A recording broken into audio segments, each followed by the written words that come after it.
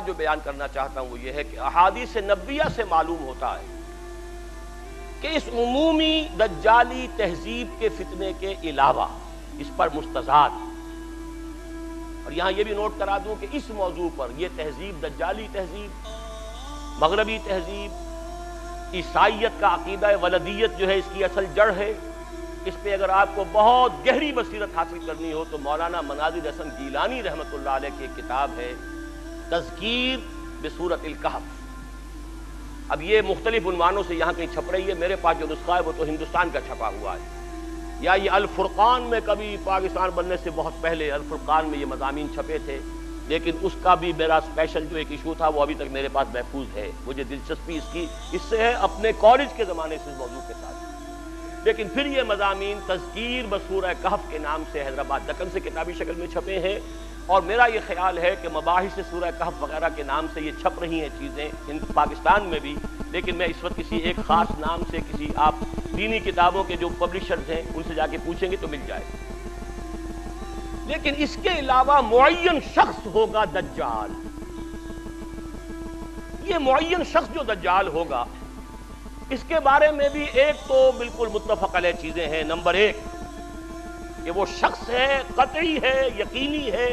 اس کا حلیہ بھی حضور صلی اللہ علیہ وسلم نے احادیث کے اندر بیان کیا ہے۔ دوسری بات یہ ہے کہ اس کے ہاتھ میں قوانین قدرت،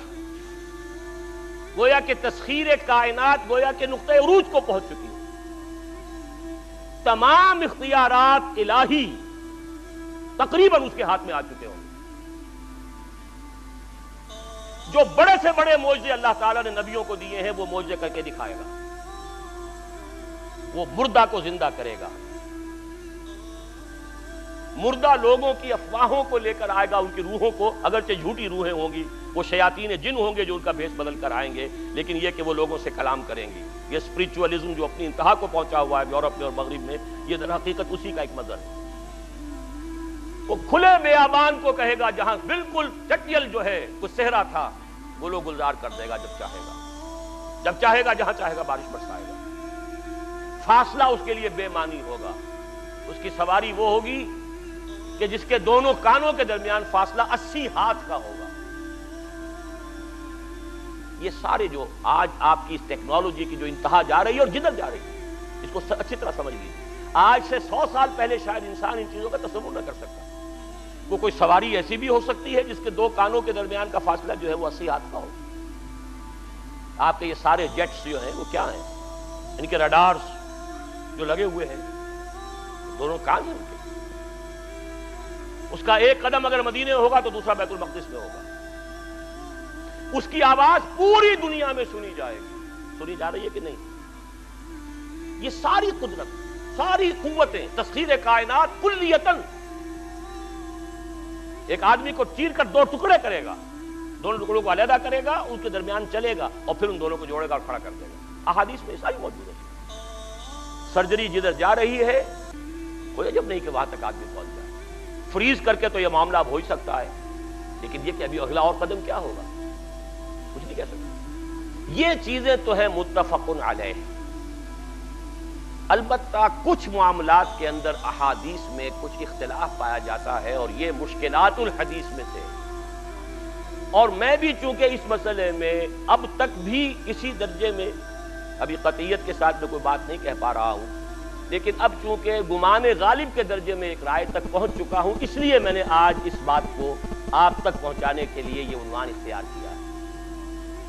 اس لیے کہ حدیث میں جو آتی ہے تفاصیل اس سے معلوم ہوتا ہے کہ یہ دجال دو دجل کرے گا، یا تو وہ دو دجل کرنے والے دو دجال علیحدہ ہیں، یا یہ دونوں دجل کرنے والا شخص ایک ہی ہے۔ بس یہ مسئلہ ہے کہ جو آج تک مجھ سے حل نہیں ہوا تھا، اب تک کہنا چاہیے آج تک نہیں، اور یہ اس میں علماء سے بھی گفتگو ہوئی ہے، اور جن لوگوں نے اس مفہوم موضوعات پر اپنا وقت لگایا ہے ان سے بھی گفتگویں ہوئی ہیں، تو وہ بھی اس مسئلے کو حل کرنے سے تاحال قاصر رہے۔ لیکن یہ کہ اب میری رائے یہ ہے کہ یہ دو شخص ہیں علیحدہ علیحدہ، واللہ عالم، لیکن ایک رائے تک میں پہنچ چکا ہوں، اس لیے وہ رائے آپ کے سامنے رکھ رہا ہوں، اور آپ کے ذریعے سے وہ آگے بھی پھیلے گی تو اہل علم کے ساتھ جو ہے اس معاملے کے اندر تبادلہ خیالات کی بھی نوبت آئے گی انشاءاللہ۔ لیکن یہ کہ اس میں یہ بات قطعی اور یقینی ہے کہ اس طرح کا ایک شخص پیدا ہوگا، البتہ یہ کہ آیا وہ دو ہوں گے دو مختلف اوقات میں یا ایک ہی ہوگا ایک ہی وقت میں، صرف اس میں اختلاف ہے۔ میرے نزدیک وہ دو ہوں گے، ایک وہ شخص جو جھوٹا مسیح ہونے کا دعویٰ کرے گا، المسیح الدجال، جیسے حضور نے فرمایا میری امت میں 30 دجال اٹھیں گے جو نبی کا دعویٰ کریں گے، جن میں سے 5-6 تو حضور کے اپنے زمانے میں اور آپ سے متصل اٹھ کھڑے ہوئے تھے، بعد میں محمد علی باب ہو، بہاء اللہ ہو، قادیانی ہو، نہ معلوم کہاں کون اٹھے ہوں گے، واللہ عالم۔ بہرحال ہماری قریب کی تاریخ میں غلام احمد قادیانی اس کی نمایاں ترین مثال ہے۔ اس طرح کی مزید دینی اور معلوماتی ویڈیوز دیکھنے کے لیے ہمارے چینل کو سبسکرائب کریں اور بیل آئیکن دبانا نہ بھولیں۔ جزاک اللہ خیر۔